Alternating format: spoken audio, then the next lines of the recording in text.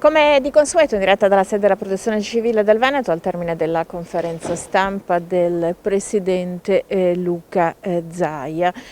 Ebbene, diminuiscono i ricoverati e l'infezione in Veneto sembra finalmente scendere, certo la convivenza con il virus sarà inevitabile, le forniture ridotte dei vaccini, ecco ora si aggiunge anche lo stop di Johnson & Johnson, frenano la campagna vaccinale, tutte le aziende sanitarie puntano ad una chiamata diretta nei prossimi giorni per esaurire le vaccinazioni degli ultra ottantenni. Zaia ribadisce l'appello al Premier Draghi affinché trovi il modo di un approvvigionamento più regolare, più massiccio di vaccini. Intanto la Regione sta lavorando ad un programma per la pianificazione di tutto il piano vaccini, ma funzionerebbe solo con garanzia e stabilità di fornitura di dosi. Se si sapesse quante dosi arrivano stabilmente ogni settimana, si potrebbe pianificare la vaccinazione per ogni veneto con un calendario ben definito e questo rassicurerebbe tutti quanti.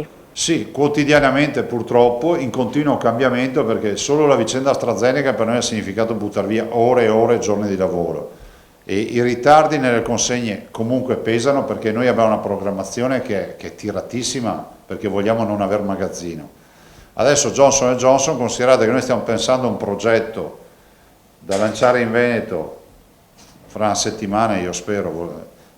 In quel progetto prudenzialmente avevamo anche calcolato di non avere Johnson & Johnson ad aprile, però non avevamo calcolato di avere AstraZeneca solo sopra gli over 60, quindi se avessimo un po' di stabilità anche con una fornitura minimale potremmo quantomeno presentare ai veneti una programmazione. Insomma, non vi nego che sto facendo fare un lavoro per dire, boh, Luca Zaia, classe 68, tu riceverai una chiamata questo mese.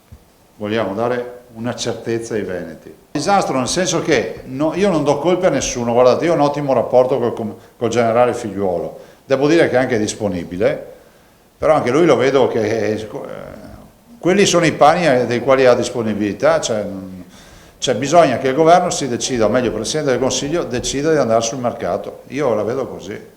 Poi magari non si troverà niente, almeno abbiamo detto, l'abbiamo provata anche questa, sono troppo pochi vaccini.